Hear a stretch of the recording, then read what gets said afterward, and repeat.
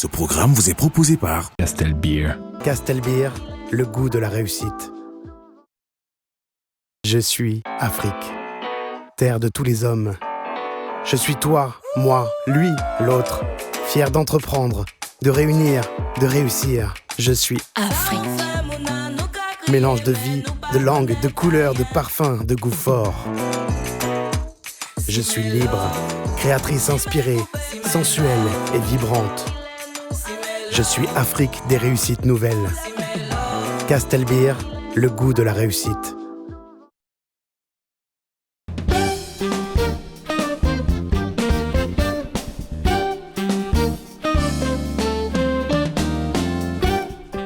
Le succès, c'est d'aller d'échec en échec sans jamais perdre son enthousiasme. Car oui, le plus dur, ce n'est pas d'échouer, mais c'est de pouvoir se relever pour continuer le combat avec force et conviction. Audace, témérité et surtout travail, telles sont les valeurs que nous vous invitons à cultiver à travers cette édition du magazine Carrière. Grâce au profil inspirant de notre success story, ce fils de Bandenkop qui n'a jamais eu peur d'échouer dans l'entrepreneuriat et l'audace de ce jeune Camerounais qui veut démocratiser l'utilisation des drones dans notre pays, nous vous invitons à travailler afin de comprendre que pour arriver au succès, il faut savoir connaître des échecs. Mesdames, Messieurs, voilà le menu de cette édition du magazine Carrière que je vous invite à découvrir dans le détail avec Jocelyne Zo.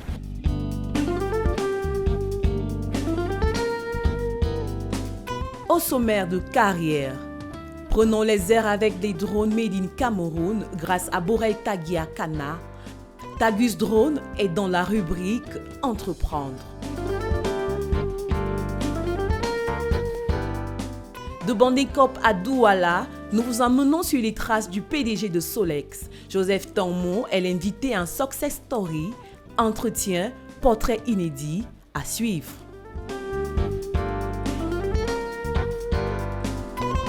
Enfin, dans le coaching du mois, Roland Kwemeng dit comment développer l'écoute active et la communication efficace.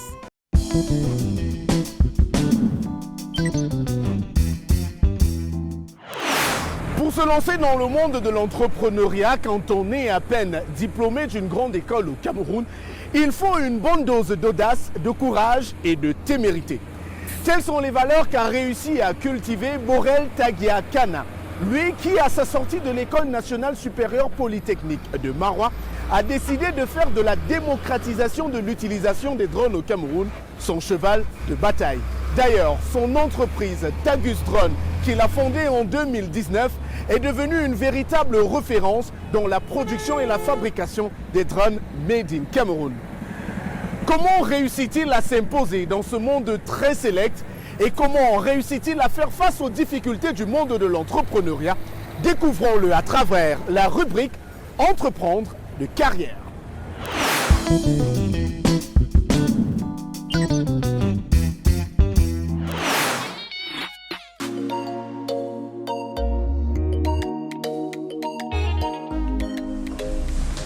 Bonjour, je suis Borel Tagia Kana, promoteur de l'entreprise Tagus Drone. Bienvenue à l'équipe Carrière. Là, c'est Madame Soliston, qui est mon assistante directe, également en charge de la réception des différents clients qui entrent au sein de Tagus Drone pour qui veulent un service particulier ou bien qui veulent un drone particulier. Tagus Drone, c'est une entreprise qui est née depuis 2019, qui fait dans la fabrication, la commercialisation, la maintenance des drones. Également, nous avons un pan prestation de services où nous faisons également la photogrammétrie, la cartographie, l'inspection des silos, l'inspection des lignes électriques. Tagus Drone aussi, c'est d'autres services secondaires tels que les énergies renouvelables, l'intelligence artificielle et le développement des sites web et plateformes de financement de façon générale. Là, c'est le département électronique. C'est un peu ici que la grande magie se fait. Donc, on a différentes gammes de drones que vous pouvez voir. Ça, c'est les modèles avec lesquels, lorsque nous avons commencé dans la fabrication, vous allez voir, il n'est pas encore très soft. Mais c'est comme ça que ces drones s'est présenté avant. Donc, on avait ces modèles-là. Après, on a évolué. On est allé vers ces modèles-là avec une collaboration, parce que là, c'est une collaboration avec une autre entreprise. On a également des drones tels que le Didi Phantom que nous exploitons pour les services. Purchase your tracks today. Là, c'est le département comptabilité et là, c'est Madame Mono, Larissa, qui est en charge de tout cela. On a une salle de réunion généralement, une salle de formation. Là, c'est une formation qui est en cours, où on a un apprenant qui est en train de se former en pilotage de drone. Donc, on ne va pas les déranger plus longtemps. Voilà, et là, c'est la direction. Là, par exemple, c'est en 2022, la promotion 2022, où nous avons eu l'honneur de figurer parmi les 35 jeunes Camerounais de moins de 35 ans les plus influents du pays. Là aussi, c'est un livre qui a été écrit par un ami, Janvier Balaïfa, où il nomme les 101 jeunes de l'émergence de la nation du Cameroun. Également, nous figurons parmi ces 101 jeunes. C'est aussi tout un honneur. Donc, outre cela, il y a d'autres distinctions.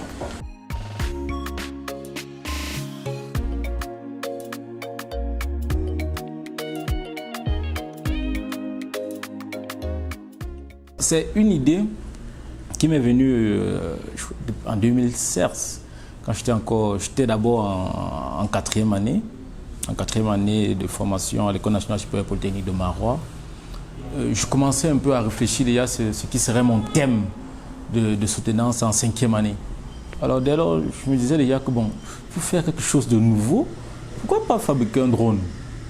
J'étais encore en quatrième année, j'y pensais. Alors en cinquième année, la cinquième année vient. Et effectivement, j'ai dit voir que c'est possible de le faire. Et je parviens à fabriquer ce drone-là. Je soutiens dessus. Et quand je soutiens dessus, il y a tellement d'engouement autour de la chose qu'après je me dis, mais attends, ça veut dire que c'est quelque chose qui peut faire mouche, c'est quelque chose qu'on peut vendre, étant donné que réellement en Afrique, le secteur est quasiment vierge.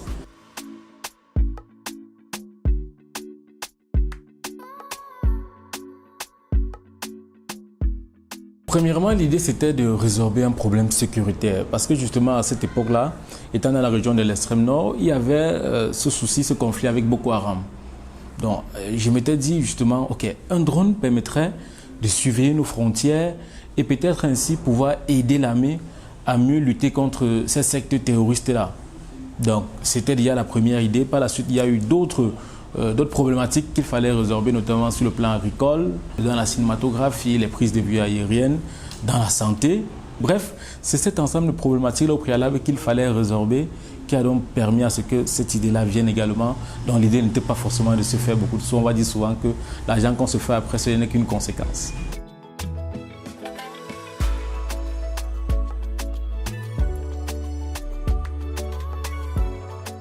L'innovation que nous apportons ici, au préalable, d'abord, c'est de dire qu'il y a une jeune équipe camerounaise qui travaille autour du projet. On essaie à chaque fois de travailler sur l'aspect technique, sur l'aspect logiciel, pour à chaque fois essayer d'apporter quelque chose de nouveau, quelque chose qui permette qu'on voie du Made in Cameroun au travers de la technologie que nous mettons sur le marché. Ce que je dis, j'ai l'habitude de dire souvent, c'est que les gens ne savent parfois pas ce dont ils ont besoin jusqu'à ce qu'on le leur montre. Vous voyez, justement, beaucoup de personnes ne connaissaient pas les drones, en réalité, ou les services que ceux-ci pouvaient rendre. Donc du coup, beaucoup de personnes étaient là, avaient des difficultés, mais ne savaient pas qu'il peut avoir une solution qui permettrait de résorber ces difficultés-là assez rapidement. Je prends le cas peut-être d'un agriculteur qui est dans son espace agricole, qui parcourt peut-être ses 10 à 20 hectares pour surveiller ses plantes. Vous voyez, il lui faut pratiquement toute une journée, peut-être voire une semaine, pour pouvoir parcourir tout son espace. Alors qu'avec un drone, en à peine 1 heure, 2 heures, il a terminé. Mais ne connaissant donc pas cela, il ne va donc pas savoir qu'il y a une telle solution. Il faudrait donc qu'on puisse lui montrer que voilà la solution qui peut permettre de résorber ton problème. Et c'est ce que nous avons fait. Nous avons essayé de mener une communication intensive à la télé, dans les réseaux, montrer que voilà les services que nous apportons, en montrant d'abord que voilà les problèmes que vous rencontrez. Nous savons que vous rencontrez ces problèmes-là. Et les problèmes que vous rencontrez là, voici les solutions qui peuvent être appliquées.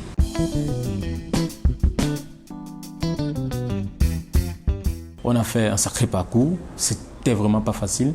Au début, ce n'était qu'une pièce. Nous étions quasiment, c'était une chambre, je vais le dire ainsi. Parce qu'initialement, c'est ma chambre que j'avais à la maison, que j'utilisais. Comme on a dit, c'était un peu lié à l'entreprise parce que les premiers prototypes avaient commencé à être fabriqués là. Ensuite, on s'est déporté, on a eu, avec l'aide d'une grande dame, professeur Ndoa Biolé, qui à l'époque m'avait également donné un bureau dans son entreprise. Donc, après la chambre, c'était au niveau du bureau. On avait ce bureau-là et on travaillait également là-bas. Donc à l'époque, j'étais toujours seul. Maintenant, aujourd'hui, c'est une panoplie de personnes qui sont là, des différents ingénieurs, informaticiens, électroniciens. C'est toute une équipe qui est là. Sur le plan technique, on est quitté de pratiquement rien. Après, on a eu les prototypes. Parce qu'en 2019, on fait 4 prototypes. On a un prototype de prise de vue aérienne. On a un prototype de drone pour transport d'équipements médicaux. On a un prototype pour la surveillance. Et également, on avait un prototype qu'on n'avait pas terminé, qui était un prototype qui allait plus servir dans le cadre des télécoms. Et celui-là, on ne l'avait pas terminé. Donc, on avait ces prototypes. Mais aujourd'hui, on a quitté des prototypes à des modèles marché. Aujourd'hui, c'est des drones que nous commercialisons sur le marché. Maintenant, également sur le plan financier, on a également fait une évolution parce que Tagus Drone a commencé avec rien, on va le dire comme ça, rien. Et aujourd'hui, en pratiquement 4-5 années, c'est pratiquement cumulé un chiffre d'affaires de près de 1 milliard de francs CFA déclarés aux impôts que nous avons pu faire en 4 ans cumulés.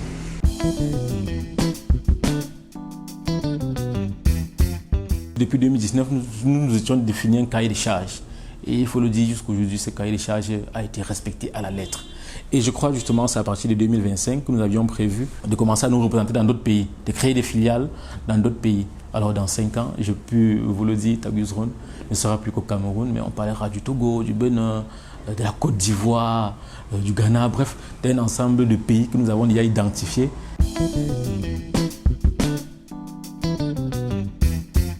À cette jeunesse-là, je voudrais dire, ne vous découragez pas, surtout ne le faites jamais. Persévérez dans ce que vous faites. Continuez à rêver grand parce que c'est au travers du rêve que vous avez que vous pourrez développer des grands projets et c'est au travers des projets et de la persévérance que vous mettrez dans ces projets que vous pourrez avoir des résultats.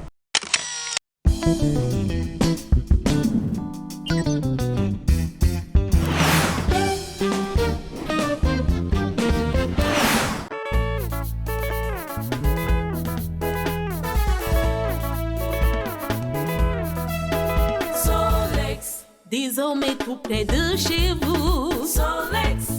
Expédition des plis et colis. Solex. Quel que soit l'endroit où vous êtes. Solex. Des points relais Solex partout. Solex. Des équipements flambant neufs. Solex. Vous apporte la joie de vivre. Solex. Et pas des voitures à chaque instant. Solex. Appelez et Solex vient à vous. Déménagement et transport de marchandises. Solex, le TGV de l'expédition.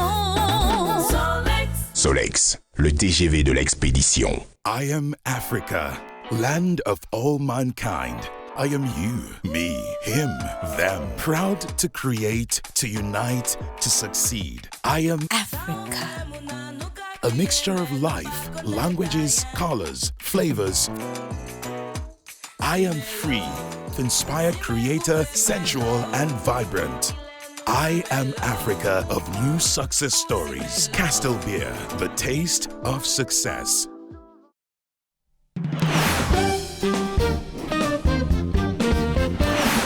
Il fait partie des entrepreneurs à succès dans le domaine de la messagerie au Cameroun.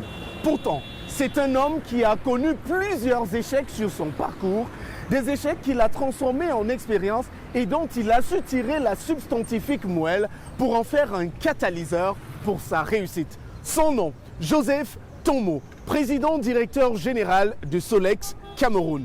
De Badenkop, dans la région de l'Ouest, son village natal, à Douala dans le littoral, il nous invite à un véritable voyage au cœur de cette trajectoire unique et de ce parcours inspirant. C'est une success story, un entretien portrait réalisé avec Patrick Kamdem à la caméra et Alain Kwam Gobert au montage.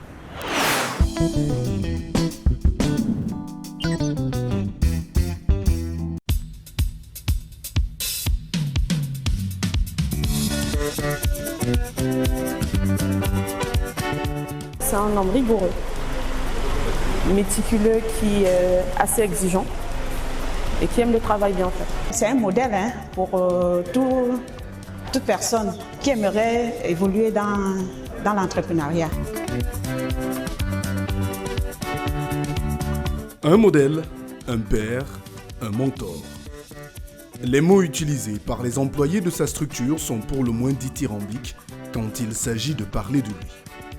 C'est qu'au-delà du simple patron, il a su créer une relation particulière avec ses équipes, ce qui vaut à son entreprise de se positionner comme leader dans le domaine de la messagerie express.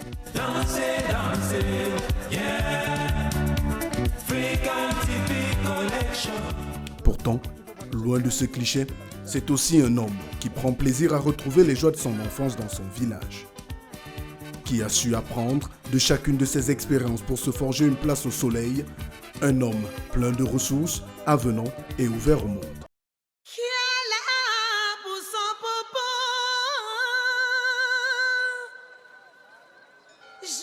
Je crois pour son popo.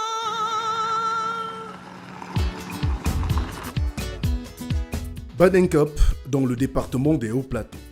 En cette fin de matinée, nous retrouvons Joseph Tonmo, bottes aux pieds, machette en bandoulière et hache à l'épaule, dans la cour de son domicile.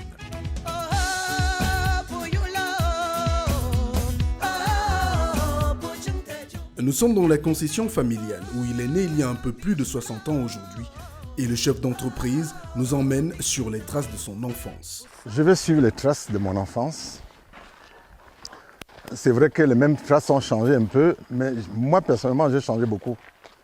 Donc j'aurais souhaité être dans ma peau où je n'avais pas de bottes, où c'était nu-pied. Moi j'ai une enfance très joyeuse parce que ici à Badenkop, à l'époque, il n'y avait pas de goudron, il n'y avait pas d'électricité, il n'y avait pas de route comme ça, il n'y avait que des pistes. Beaucoup d'avocats, beaucoup de singes, beaucoup de perdrix, beaucoup d'écureuils, beaucoup de rats, beaucoup de caféiers. J'étais toujours unique. J'étais toujours unique et c'est ce que je constate aujourd'hui que Dieu a fait en moi.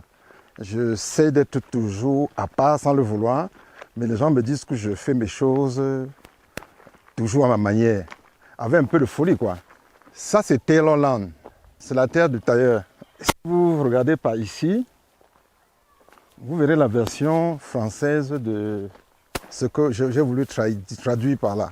En fait, c'est le domaine de mon père. Donc, c'est fait comme ça à sa mémoire, à son honneur. Je descends comme ça dans la grande concession de mon père.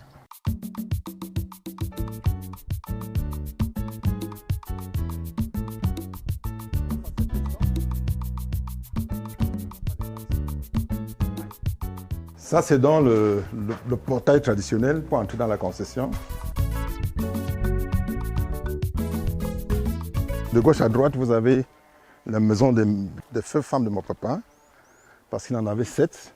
À ma maman, je suis le 2e vivant, mais je crois le 4e de naissance en tant que tel.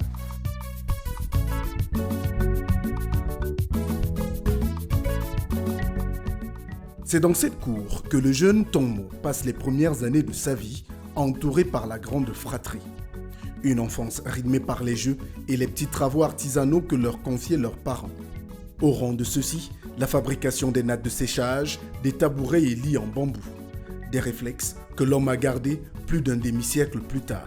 Si je tombe, je tombe. Maman, regarde-moi sauter. Ton grand-père, enfant est encore là.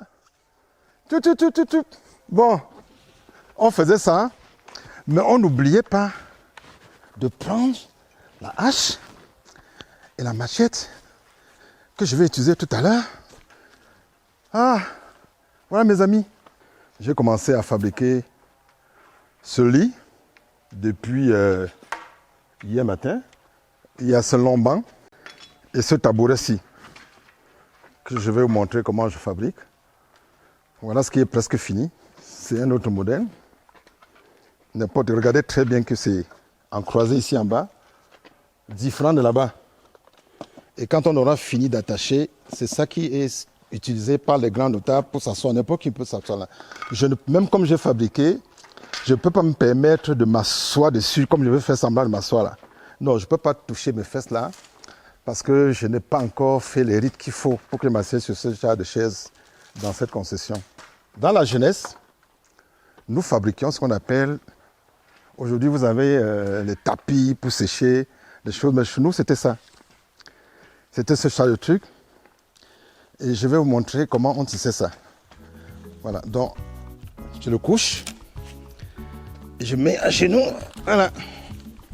Je tisse ça. Vous savez, à l'époque j'étais plus jeune que ça. Quand je mettais à genoux, je n'avais pas mal au genou.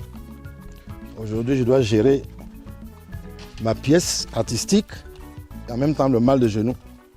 Je crois que c'est déjà un niveau où on doit pouvoir mettre le support de cale, je crois. Alors tu vas m'aider là.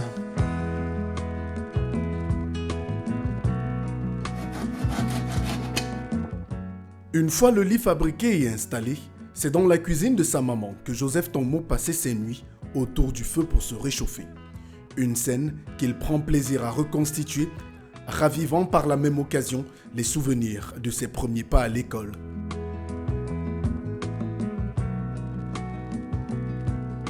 Je me rappelle que quand je descendais ici à Banankop, je refusais même dans le temps. Si je me sentais, je ne savais pas si c'était lundi ou pas.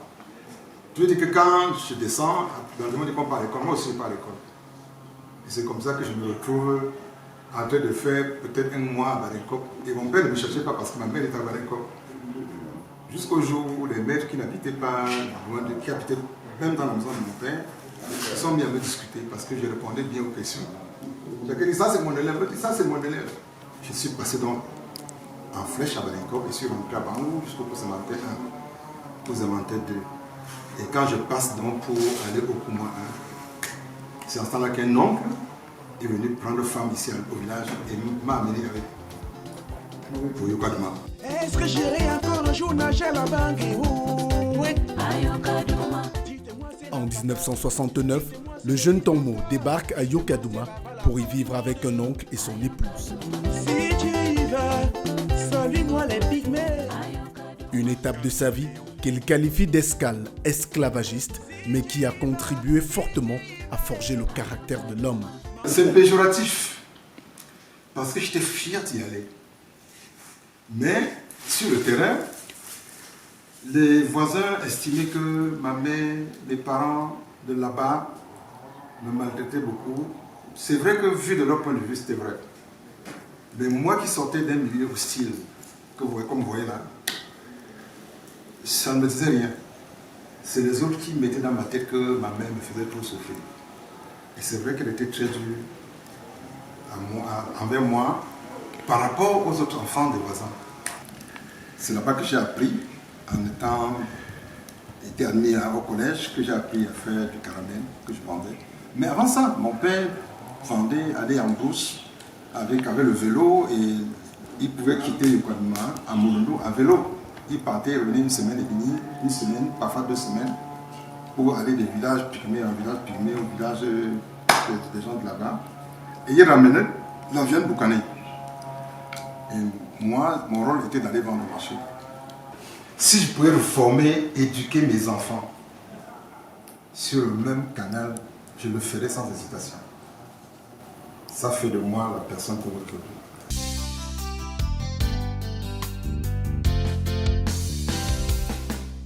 Direction le champ de sa maman, juste derrière la case des crânes. Joseph Tommo veut nous montrer un autre aspect de son enfance. Plus jeune, il était fan des parties de chasse à la cour avec des chiens pour débusquer dans la forêt de Banankop des rapalmistes et autres petits gibiers. Mais aussi, il était un vrai spécialiste des pièges. Dans la perspective de notre venue, il a d'ailleurs apprêté un dans l'espoir d'y trouver un gibier le matin. Comme je n'ai rien acheté, je n'ai rien attrapé, je recommence. Pour cette fois, rien à se mettre sous la dent. Nous n'aurons pas de rapalmiste pour le goûter. Pas de quoi freiner les ardeurs de Joseph Tommo qui remet son piège en place et ne manque pas de faire un petit tour sous l'arbre sacré de la concession pour y élever une prière. Ça c'est un symbole où les gens viennent faire des prières. Pas pour les craindre, pour Dieu. Parce qu'à l'époque, il n'y avait pas de christianisme ici. Je viens donner mon gingembre ici en disant, Seigneur, merci pour tes bienfaits. Là où mon grand-père, mes aïeux, mon père qui est mort dernièrement, sont, pardon, aide-les et veille sur nous. Merci mon Dieu. En donnant s'en va.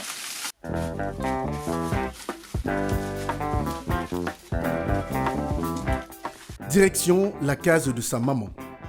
Avant de repartir sur Douala, ils veulent s'assurer qu'elle est à l'abri du besoin en bois de chauffe. Ça, c'est la case de ma mère, maman Freda. Elle vit là seule. C'est bien d'avoir des petits frères.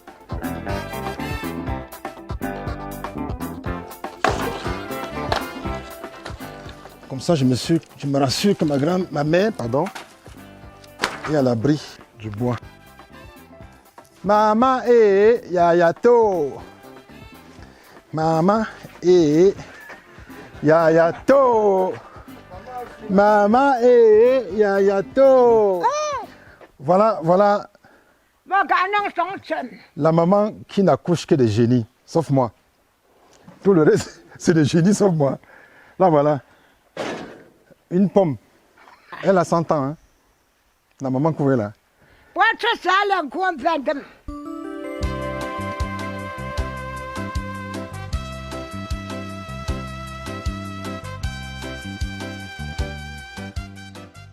Direction Douala, la capitale économique du Cameroun.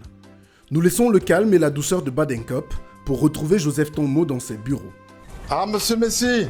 Monsieur Tombo. Bienvenue. Merci de nous accueillir chez vous. Je vous en prie. Vous avez bien voyagé? Parfait. Bienvenue à Solex. Merci. Solex, c'est la route, c'est partout, c'est ici. On est là depuis une dizaine d'années pour le second site parce qu'on n'a pas commencé ici. C'est tout modeste comme vous voyez là. C'est la peinture. Solex, c'est Solex. Solex, c'est un bébé, c'est un enfant, c'est un grand parce qu'il a quand même 18 ans. Mais si on reste au stade de bébé, c'est comme tout bébé, il est né avec des inquiétudes, de le voir marcher, de le voir ramper, de le voir courir. Et à ce moment-là, effectivement, c'était un bébé qu'on cajolait. Et aujourd'hui, on a 18 ans. Il a eu le bac.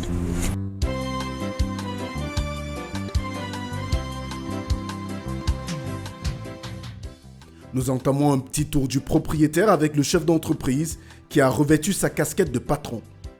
Nous sommes à 1h de pointe et chacun des employés à la direction générale est à son poste, tandis que les livreurs, eux, écument les rues de Douala et du Cameroun pour satisfaire les clients. Je suis ici au service de facturation. Ça va, monsieur Doma? Bonjour, monsieur. Merci. Ça va, jeune homme? Merci. Alors, on est ici dans l'atelier de facturation, juste à côté de l'accueil. Bref, c'est le service privé parce que ça doit être tout fermé comme ça au public. Je suis dans le laboratoire des comptables. C'est l'équipe du cabinet comptable qui nous assiste ici, à Sion. Je suis chez la DAC, la directrice des affaires générales. Ça va, madame? Ça va déjà. Bonjour. Ah, mon antichambre. Ma place préférée, où j'adore le stress de tous les jours. Alors, bienvenue dans ce monde de secrets de Solex. C'est ici que tout se pense. C'est ici que les crayons et les gommes travaillent.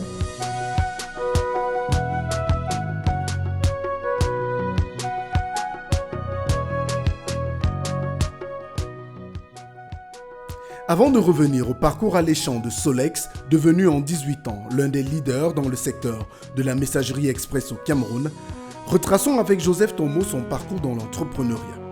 Un parcours riche en anecdotes qui commence en 1986 lorsqu'il intègre l'Académie de recherche personnelle et d'auto-formation.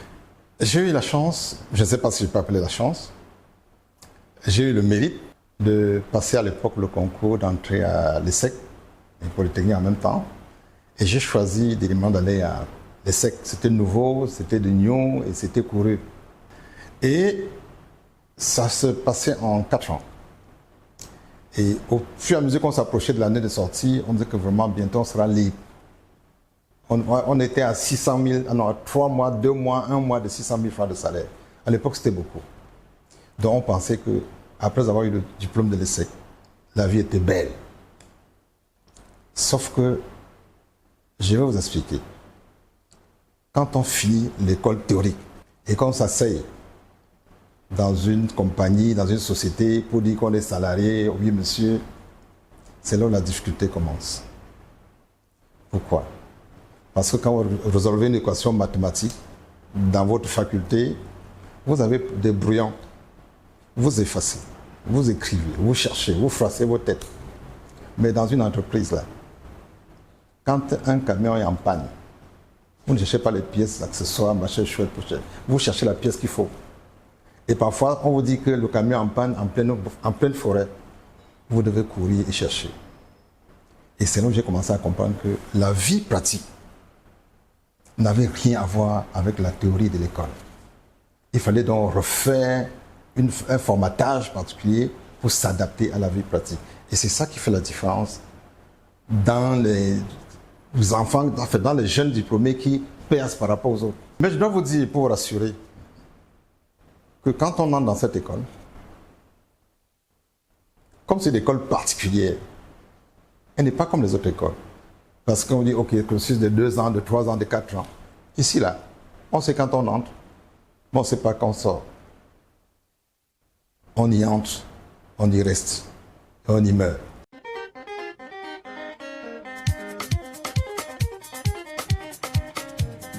C'est pourtant à partir de ces années de secondaire que Joseph Tombon se lance dans le petit commerce et dans le business.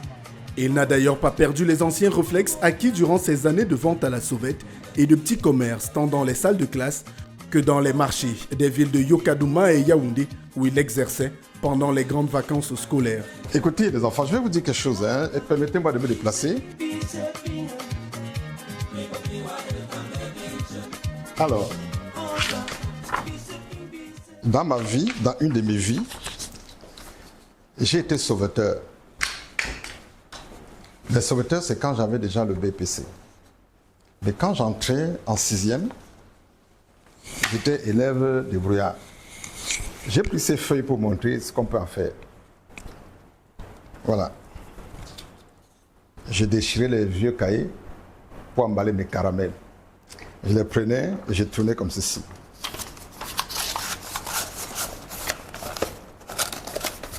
Voilà. C'est ici que je mettais mon caramel pour vendre à mes enseignants. Comme je faisais tellement bien, le directeur du CS à l'époque n'hésitait pas à passer chez mes parents pour dire « C'est comme tu fais ce 20 sachets là, j'ai une réception, fais-moi plutôt 10 pour moi-même. » Mais ça, ce n'était pas connu. Donc, je faisais des paquets pour mon directeur que j'allais laisser chez lui avant d'arriver à l'école. Donc, c'est comme ça.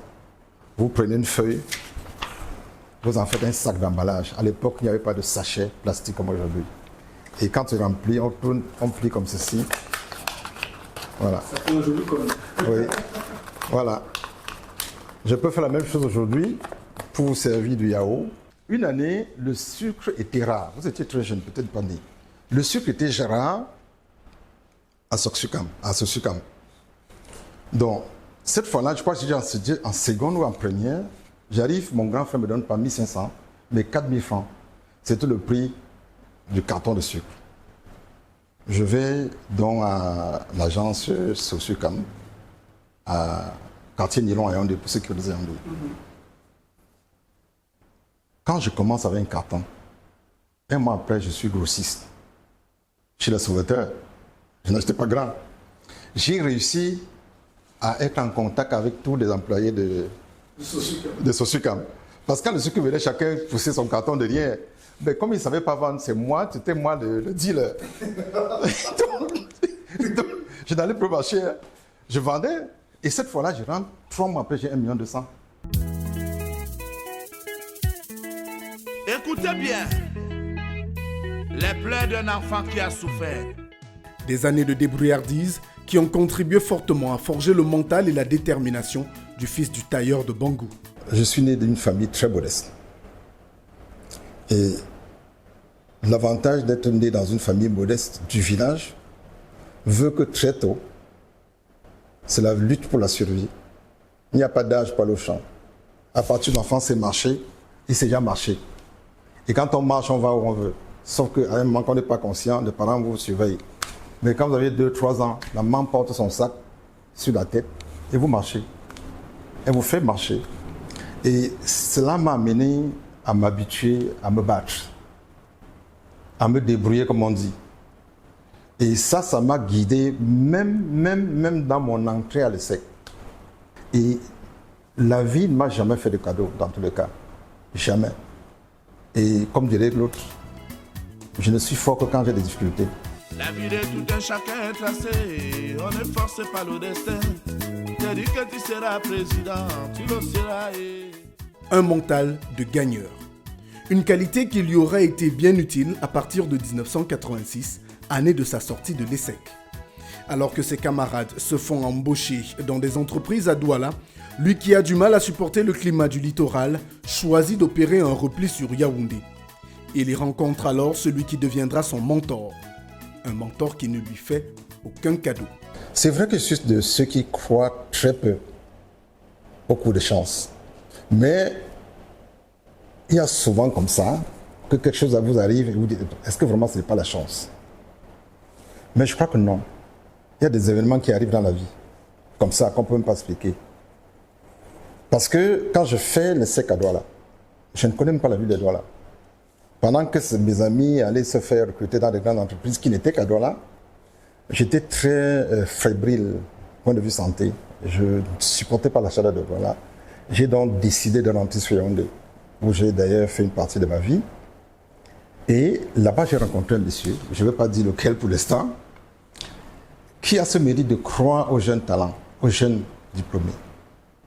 Il m'envoie comme ça. Il ne m'a même pas dit d'aller étudier le marché. Il a dit, va te promener en Guinée équatoriale. Je suis allé, j'ai étudié, j'ai regardé, j'ai observé, je lui ai fait le rapport. Et aujourd'hui, jusqu'à une époque récente, la première banque en Guinée équatoriale, c'était à Freeland, c'est CEI à l'époque. C'était un peu grâce à mon rapport. Après ça, le monsieur m'a fait confiance. Mais autant il me faisait confiance, autant il ne me faisait pas de cadeaux. Je peux vous rassurer que j'ai coulé les larmes. Il m'a fait couler les larmes parce qu'il exigeait tellement que je me suis demandé si j'avais fait l'ESSEC. Je pleurais. Je dis comment? Mes amis sont là-bas, on les apprécie. Je suis ici chez ce monsieur qui n'a qu'une PME et il me fait croire que je n'ai même pas fait l'ESSEC. En fait, il était, comment dire, il l'exigeait beaucoup. Mais il vous donnait la chance de faire ce que vous voulez. Quand il m'a nommé DG de sa société, je n'ai fait que à peine un mois. La crise société, il m'a mis DG. Je n'avais aucune expérience d'entreprise. Le capital, c'était 2 millions. Je me lève, un jour, je me dis, boss, le salaire, on était 3. Hein. Donc j'étais DG, avec un comptable et secrétaire livreur, dont on livrait les publicités, ainsi de suite. Je m'en vais le voir, je me dis, boss, le salaire, je fais comment? Il dit, assois-toi. Je me suis assis. Il dit, il y a 2 millions à la banque, non? Je dis, oui. Oui, boss. Il dit, tu as la signature sur le compte, non? Je dis, oui, boss. Il dit, sors. Je suis sorti. J'ai fait 4 mois sans salaire. Parce que il m'avait expliqué qu'un DG doit s'asseoir et assumer. Il n'est pas là pour aller chercher le promoteur pour qu'il lui donne l'occasion de trouver le salaire ailleurs ou d'aller prélever le capital. On ne touche pas au capital pour payer le salaire. Donc ça m'a permis de comprendre beaucoup de choses. Et chemin faisant, il m'a dit, Joseph, quand je t'observe, je te donne 5 ans. Si tu n'as pas créé ta propre société à 5 ans, je te chasse. C'est comment possible? Non. 5 ans. Logiquement, je devais partir en 90. Je suis parti en 92.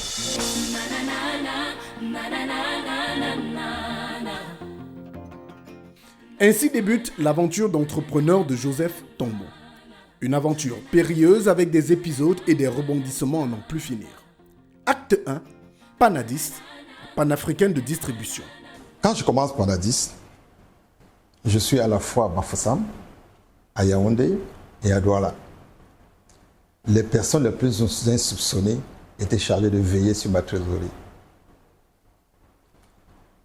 Et je ne veux pas dire que c'est eux qui ont fauté, je vais vous dire que c'est moi-même. Je n'ai pas trouvé la formule magique pour empêcher aux souris humaines de faire des pickpockets dans des choses qu'ils étaient censés garder. Et plus je vendais, plus l'argent finissait. Et c'est comme ça que j'avais des dettes.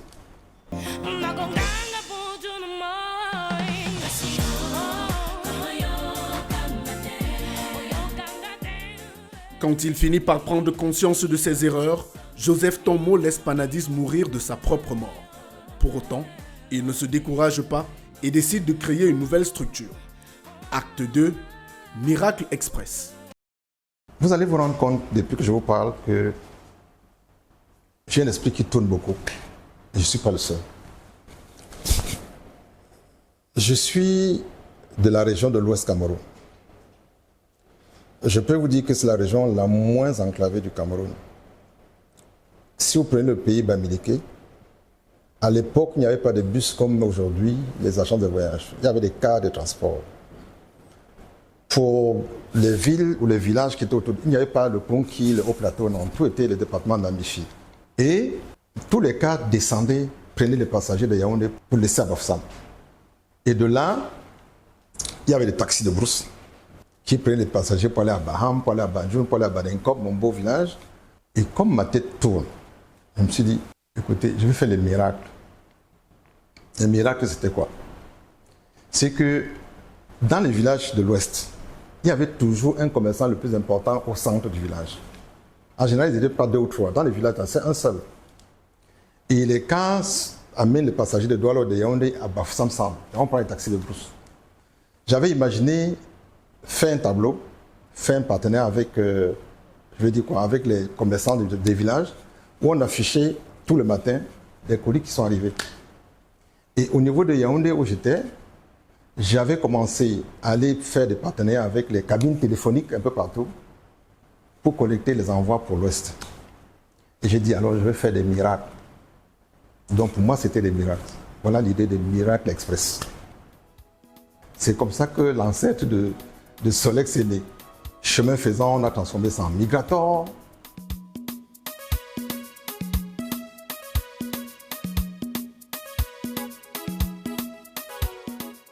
Là encore, Joseph Tombo apprend de ses expériences.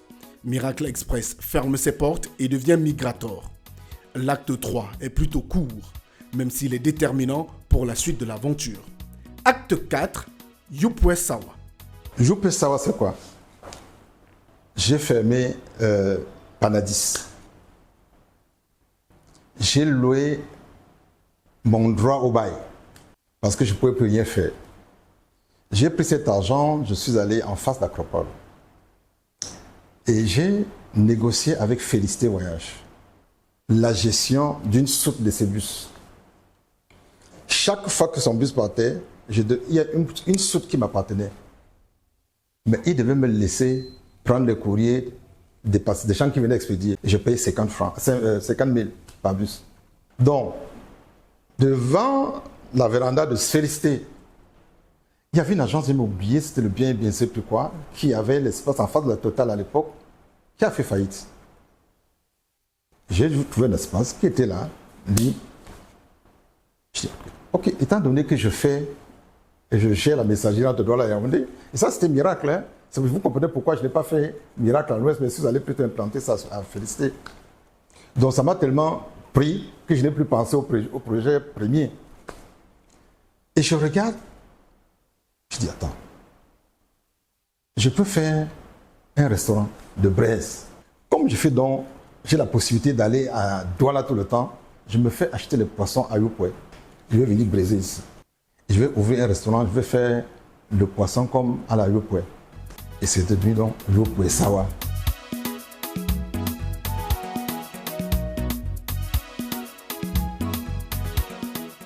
J'ai commencé le restaurant. Et après, je me rends compte que c'était le point de chute de toutes les voitures qui venaient de Douala. La gare routière de Mvan n'était pas encore développée. Donc tout le monde venait par là. Et les gens avaient besoin de toilettes, de se soulager, de s'asseoir pour prendre un pot. Voilà comment naît le concept. Je quitte du restaurant Yopoué Sawa à Yopoué Sawa 100% culture.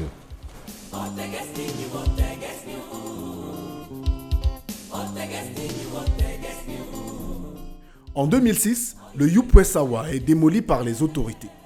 Si pour certains, cela pourrait être considéré comme un énième échec, pour Joseph Tombo, cela n'en est pas un. Il s'agit juste d'une nouvelle étape dans son aventure. Yopoué Sawa est mort. Vive Solex. Parce que, contrairement à ce que les gens pensent, ce n'est pas le Yopoué Sawa qui m'a donné le fonds. Quand j'étais à Félicité, je gagnais déjà suffisamment d'argent. Parce qu'en dehors d'attendre les colis des passagers, je suis allé à Douala où j'ai ouvert une agence. J'ai commencé à prospecter des entreprises, des grosses entreprises. Donc, je m'en foutais même des passagers qui venaient. Ce qui me donne l'argent, c'était les entreprises. Et j'ai gagné suffisamment d'argent dans la messagerie. Mais comme je suis un passionné de la culture, j'ai investi pour près de 70 millions pour faire de Yopoué Sawa un concept très couru à l'époque. Et quand on a détruit, j'ai dit, OK, j'ai fait encore ce qu'on appelle le principe de concentration de force. J'ai pris tout l'argent, j'ai dit, OK, je suis allé en France, j'ai acheté le matériel pour presque 82 millions pour lancer d'une manière officielle et pompeuse Solex que vous voyez aujourd'hui, en janvier 2007. Oui, janvier 2007. Donc si je n'avais pas fait Miracle Express, Migrator, et même Paladis, et même Yopoué Sawa, je n'aurais jamais fait Solex.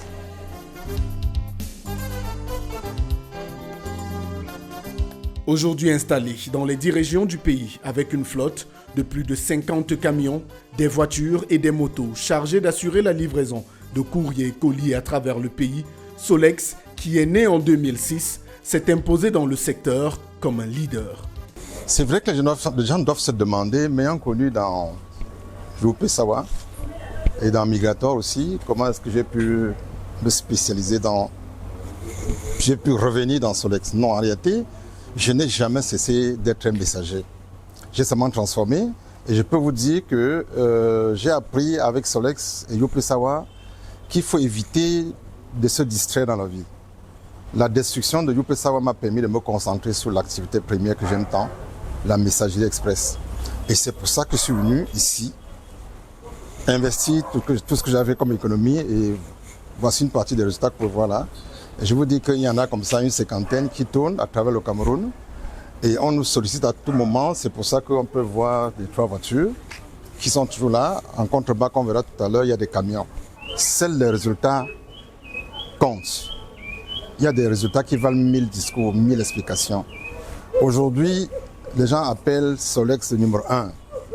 Mais en réalité, ça nous interpelle souvent pour comprendre qu'on a avancé.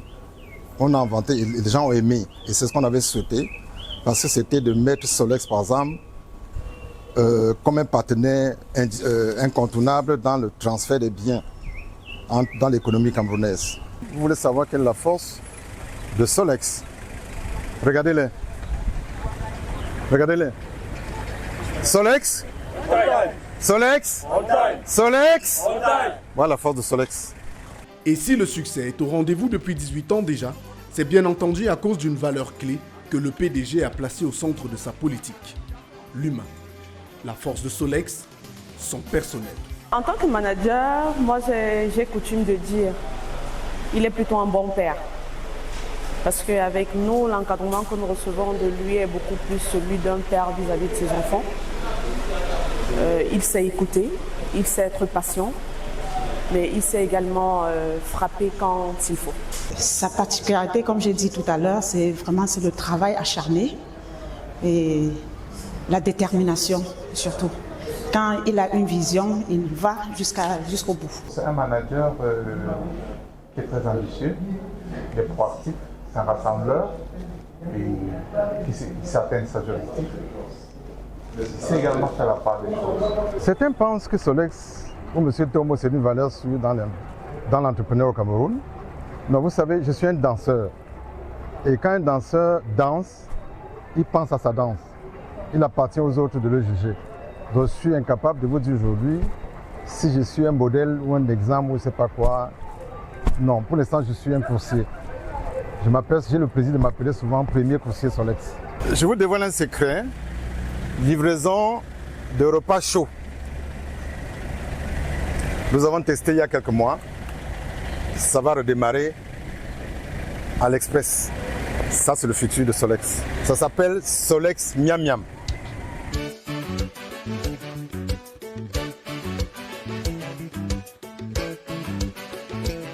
Rigueur et discipline, des valeurs que Joseph Tomo s'est également efforcé de transmettre à ses enfants. À son domicile, où nous le retrouvons après la dure journée de travail et les dernières livraisons effectuées à moto, il a bâti avec son épouse un véritable cocon. La vie, c'est un tout. Il faut savoir seulement programmer, fixer les tâches, fixer les priorités et les exécuter. Et la vie, ce n'est pas seulement entreprise. La vie n'est pas seulement famille. La vie n'est pas seulement privée, elle n'est pas seulement officielle. C'est tout ça. Donc, comme la journée est repartie en 24 heures, le temps a été segmenté. Ça veut dire que la journée doit être segmentée et chacun doit avoir sa tranche horaire. Il faut exécuter, il faut se faire violence parce qu'on a toujours tendance à ne pas certainement respecter comme on se doit, mais il faut respecter. Quand vous respectez, ça devient automatique. Je prends mon cas, mais je ne me vois pas en train d'aller au lit avant 23 heures. Je ne me retrouve pas au lit à 4 heures. C'est pas possible. C'est à cette heure-là même que les vraies idées germent.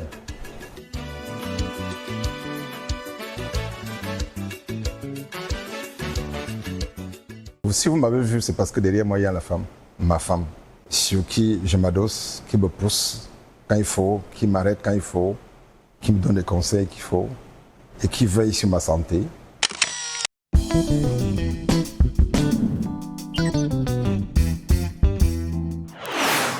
Toujours avec notre invité en Success Story, nous sommes exactement là où son histoire a commencé, c'est-à-dire dans son village natal. Monsieur Joseph Tomo, 2 questions pour terminer cet entretien portrait. Quelles sont vos plus grandes fiertés et vos plus grands regrets? À mon âge, après 205 ans sonnés, sinon plus, je suis en vie et j'en suis fier. Ma deuxième fierté, c'est d'avoir fondé une famille. J'ai une femme formidable qui m'a donné des enfants formidables. Des enfants biologiques parlant et même des enfants adoptés. Ma troisième fierté, c'est d'avoir fondé une entreprise qui donne à manger à presque 1000 Camerounais d'aujourd'hui, dont 350 emplois directs. Cette entreprise, c'est Solex que vous connaissez. Mon plus grand regret, c'est de ne pas voir mon papa aujourd'hui vivant, pour voir ce fils qu'il a si bien élevé, qui aujourd'hui nourrit beaucoup de gens sans lui. On prie qu'il repose naturellement en paix. Merci. Pour terminer, s'il fallait donner un conseil à la jeunesse camerounaise qui est à la recherche de ses modèles, à la recherche de ses repères, vous diriez quoi aux jeunes Camerounais? Je vais partir de mes expériences pour vous le dire. Aujourd'hui, Solex a atteint un certain niveau dans le tissu économique au Cameroun. La relève au niveau de la transmission, c'est un problème. Vous avez des enfants qui arrivent parce qu'ils ont fait des multinationales, qui ont fait des entreprises qui ont plus de 100 ans, plusieurs fois centenaires. Ils arrivent, ils ne regardent pas la structure. Ils veulent manger à Hilton, ils veulent dormir à Tajidor, ils veulent faire ceci, cela. Ils ne savent pas que ça, c'est un parcours, d'un long parcours difficile. C'est une passerelle, je veux dire, c'est un point de passage sur un long parcours qui a commencé depuis longtemps. Je dirais à cette jeunesse d'aujourd'hui, s'il vous plaît, cessez de rêver dans rien. Il faut que les jeunes là, comprennent qu'ils doivent apprendre pas à pas. On ne peut pas dormir, se lever et trouver de l'or sur sa table. En tout cas, de par mon expérience, comme je vous ai dit, je suis sorti de l'ESSEC en 85. Si vous comptez 3-4 entreprises des ESSECois de Douala, vous allez citer Solex. Pendant ce temps, quand on sortait, j'ai des camarades qui sont allés être des directeurs ailleurs. Je crois que pour les plus chanceux, ils sont en retraite aujourd'hui. Je ne connais pas ce qu'on appelle congé. Je me bats tous les jours. Je ne sais pas si je vais me reposer un jour. En tout cas, la meilleure façon de me reposer, c'est de transmettre. Merci de nous avoir permis de partager ces moments avec vous. Tout le plaisir est le mien.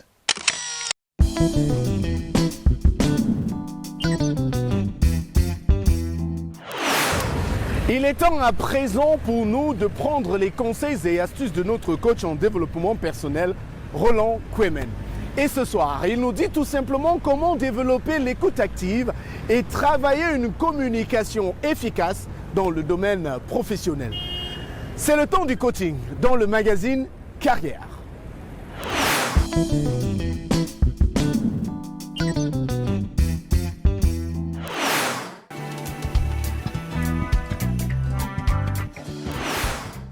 Salut, je suis Roland Kwemen, coach et formateur en leadership, fondateur du cabinet Go Ahead Africa. Bienvenue à cette rubrique coaching. Notre thème du jour, l'écoute active et la communication efficace.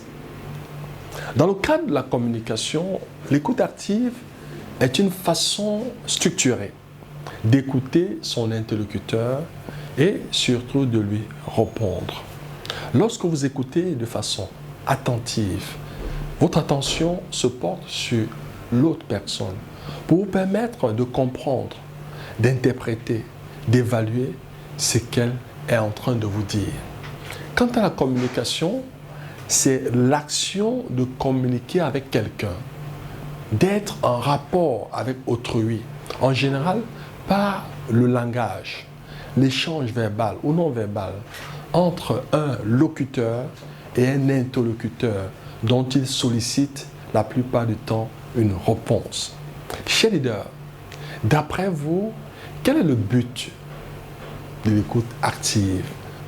Entre ce que je pense, ce que je veux dire, ce que je crois dire, ce que je dis, ce que vous avez envie d'entendre, ce que vous croyez entendre, ce que vous entendez, ce que vous avez envie de comprendre, ce que vous comprenez. Il y a 10 possibilités qu'on ait des difficultés à communiquer. Mais essayons quand même. Cette réflexion dont l'auteur inconnu m'a toujours marqué dans tous les modules de formation sur cette thématique. Chez Leader, quelles sont les 5 étapes clés pour développer l'écoute active? En 1, il faut écouter. En 2, il faut clarifier chaque fois tout échange avec votre interlocuteur. En 3, il faut explorer, chercher des évidences. En 4, il faut reformuler.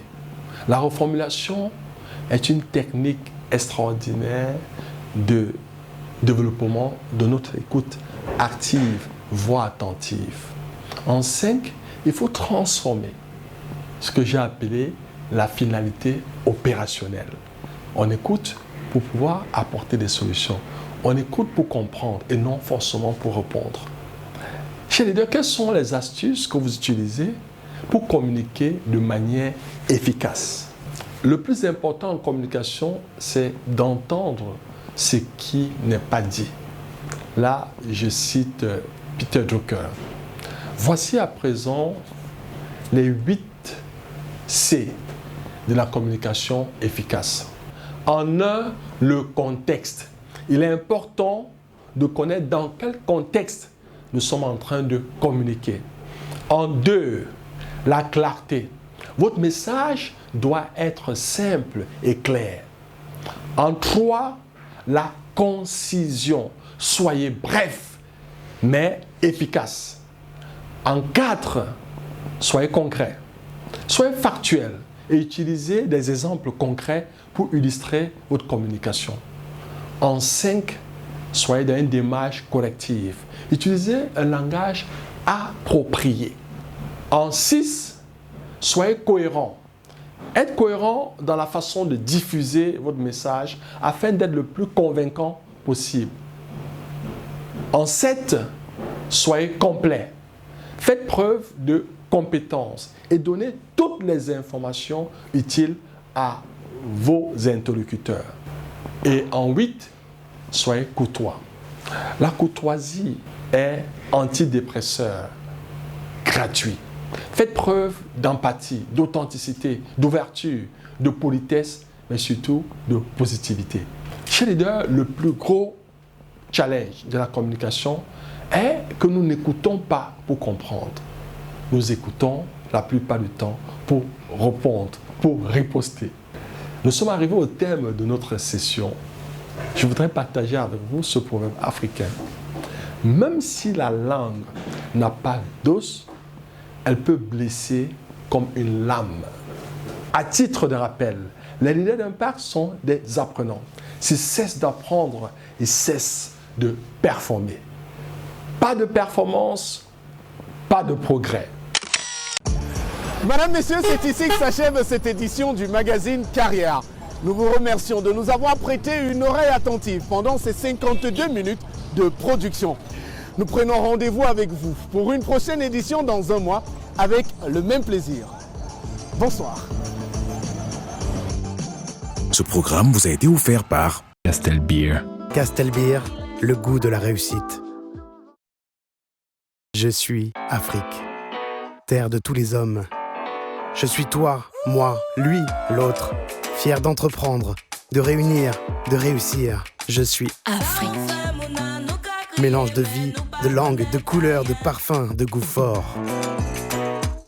Je suis libre, créatrice inspirée, sensuelle et vibrante.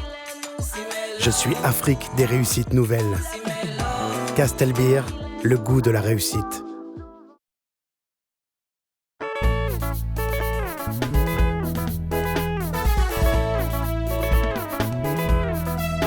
Solex, désormais tout près de chez vous. Solex, Expédition des plis et colis. Solex, quel que soit l'endroit où vous êtes.